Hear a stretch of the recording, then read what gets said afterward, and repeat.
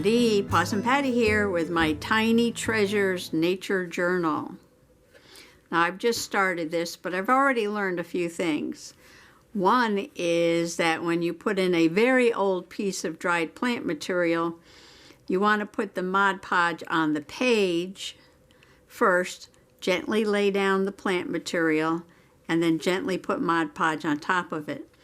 What I had done was put this clover, four-leaf clover, for St. Patrick's Day yesterday, on a separate piece of newspaper, painted over it, tried to pick it up and put it down, but I busted one of the leaves over here and this leaf ripped over there.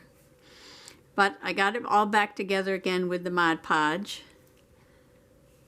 and this is just the beginning of my tiny treasures.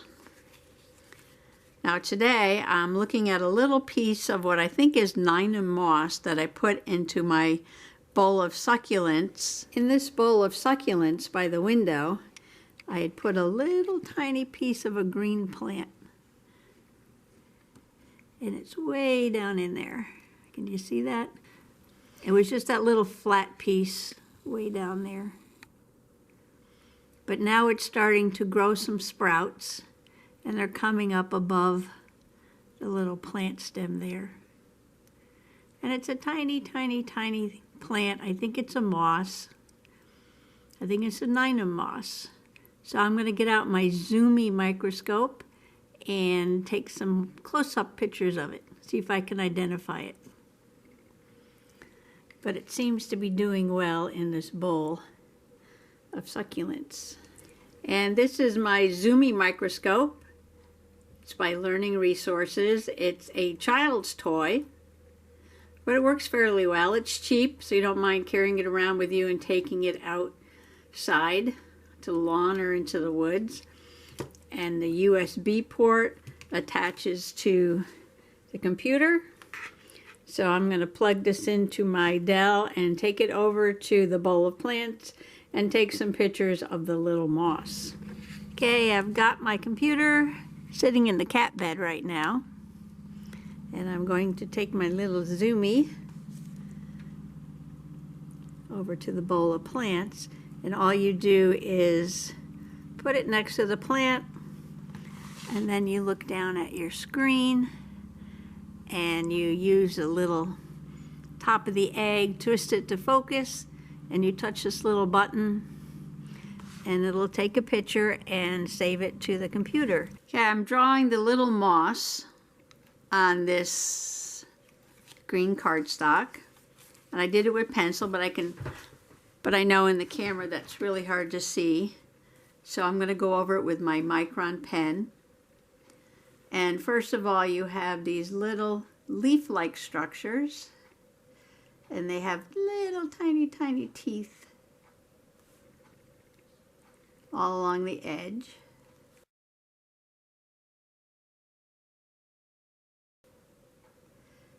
Now you can't even see these without looking through the microscope.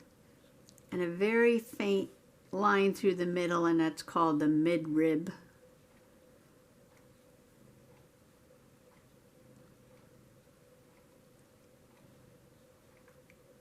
And this is a stem-like structure.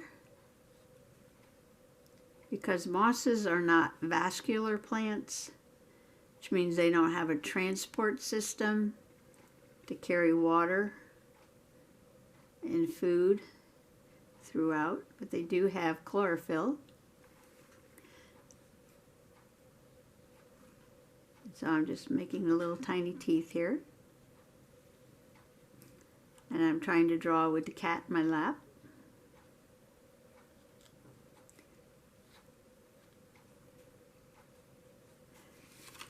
And it also has a root-like structure, not a real root. It doesn't carry things up to the plant, but it does act as a support.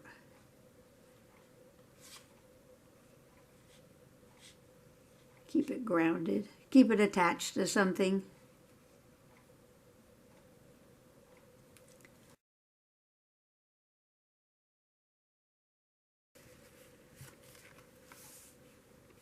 Let's see, this is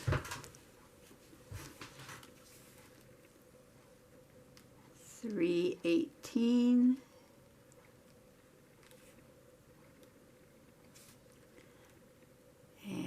This is, I believe, a moss. Possible moss called a ninum.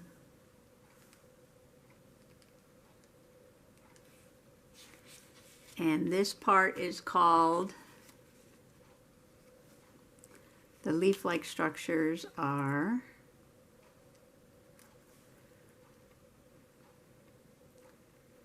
phyllids or phyllids.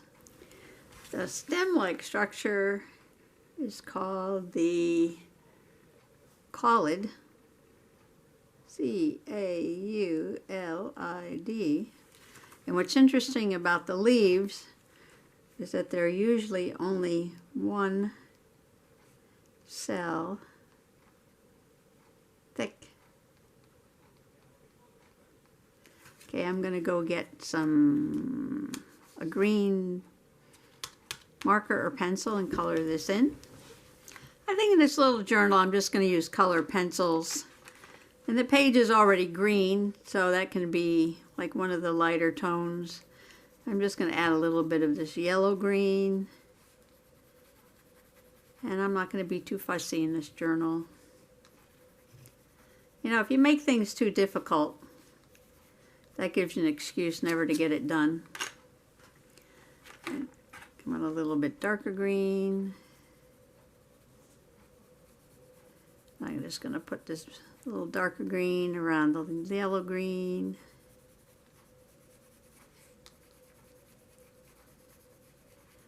A lot of people don't want a nature journal because they feel like they don't know enough. But the whole point of nature journaling is to learn. And it's okay to see something and draw it and describe it and not even know what it is.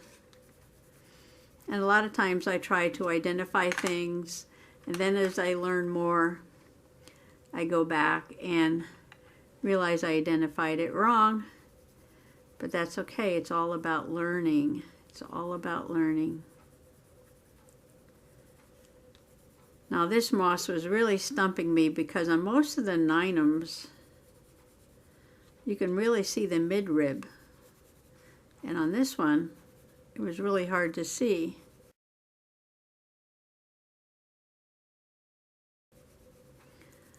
And sometimes with mosses, you have to wait until it gets its reproductive structures before you can correctly identify it. So I can go back in my old journals and see what I found, what my discovery was on a certain day at a certain time of the year.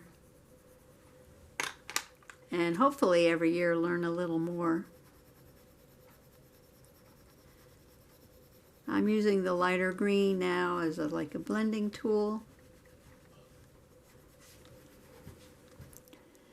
So that's my little tiny treasure for today, a little tiny piece of moss. I think it's ninum moss. The structure of the stem and leaves, and the root-like structure called the rhizoid. And that's it. Thanks for coming along, and happy nature journaling.